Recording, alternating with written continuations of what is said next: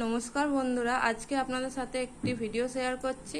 আজকে আমরা কোনো রান্নার ভিডিও করছি না। আজকে আমরা আমচুর কিভাবে তৈরি হয় সেটা আপনাদের সাথে শেয়ার করছি। তো প্রথম থেকে শেষ পর্যন্ত ভিডিওটা দেখতে থাকুন। তো বন্ধুরা, আমচুর বানানোর জন্য প্রথমে আমরা এতগুলো আম নিয়ে নিয়েছি। আমগুলো আমাদের গাছের আম। তো আমগুলোকে আমরা এইভাবে মাঝখানে চিড়ে দিচ্ছি, চিড়ে তার খোসাটাকে ছাড়িয়ে দিচ্ছি। আর যেহেতু শক্ত হয়ে গেছে, এই জন্য পরে মাঝখানে চিড়তে কষ্ট হবে। তো এইভাবে আমরা সুন্দর করে খোসাটাকে ছাড়িয়ে নিয়েছি। আর ভালো করে দেখবেন আমের গায়ে যেন কোনো খোসা না থাকে, নাহলে আমচুরটা দেখতে কালো লাগবে। তা আমটা যেহেতু বড় আছে, এই জন্য আমটাকে 4 টুকরো করছি। বড় আমগুলোকে 4 টুকরো করবো, আর ছোটো আমগুলোকে 2 টুকরো করবো। আমটাকে টুকরো করে নেওয়ার পর আটিটাকে তুলে তার আঁশটাকেও তুলে নিচ্ছি। এভাবে তুলে নেওয়ার পর আমগুলোকে জলে ফেলে দিচ্ছি। বাকি আমগুলোকেও ঠিক আমরা এইভাবে কেটে জলে ফেলে দেব। তো আমগুলো আমাদের কাটা হয়ে গেছে, এবার আমরা আমটাকে ধুয়ে নেব। আর এদিকে আমের যে খোসাগুলো বেরিয়েছে, এইগুলোকে আমরা একটি রাস্তায় ফেলে দেব। আমাদের মা ঠাকুমারা বলতো, আমের খোসা যত শুকাবে আমচুরটাও দেখতে সুন্দর হবে। তো আমরা এখানে 2-3 বার আমটাকে ভালো করে ধুয়ে নিয়েছি। ধুয়ে নেওয়ার পর এখানে একটি প্লাস্টিকের বালতি নিয়েছি। টক জাতীয় জিনিস প্লাস্টিকের বালতিতে রাখাই ভালো। তো ধুয়ে নেওয়ার পরে আমগুলোর মধ্যে এবার নুন মাখিয়ে দেবো। এখানে আমরা 8 কিলো আমের জন্য 600 গ্রাম নুন নিয়েছি। অল্প অল্প করে নুনগুলোকে দিয়ে ওপর নিচ করে ঝাঁকিয়ে মাখিয়ে নেব। আর এই নুনটি আমাদের মেদিনীপুরের নুন, বড় দানার নুন আর কি। তো এইভাবে আমরা ওপর নিচ ঝাঁকিয়ে আমের গায়ে নুনগুলোকে মাখিয়ে নিচ্ছি। আবার অল্প একটু নুন দিয়ে আমের সাথে নুনটাকে মাখিয়ে নেব। মাখিয়ে নেওয়ার পরে এবার ঢাকনা লাগিয়ে দেবো।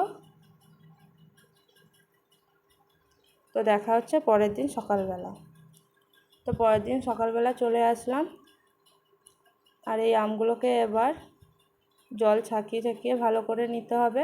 আর আমরা এখানে একটি মাদুর নিয়ে নিয়েছি। মাদুরটাকে ভালো করে ধুয়ে নিয়েছি। ধুয়ে নেওয়ার পরে নুন মাখানো আমগুলোকে এইভাবে রোদে দিয়ে দিচ্ছি। আর ওপর দিকটা এইভাবে রোদে দেব।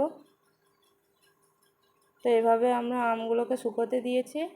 আমাদের মাদুরে কুলায়নি বলে কুলোতে দিয়েছি। আর এদিকে নুন জলটাকে আমরা রোদ্দুরে রেখে দেবো, ফেলবো না। আমগুলোকে বিকেলবেলা তুলে নিয়েছি। এরপর আবার আমরা পরের দিন সকালবেলা চলে এসেছি। সেম একইভাবে আমরা এইভাবে ঝাঁকিয়ে আমগুলোকে নিয়ে নেব।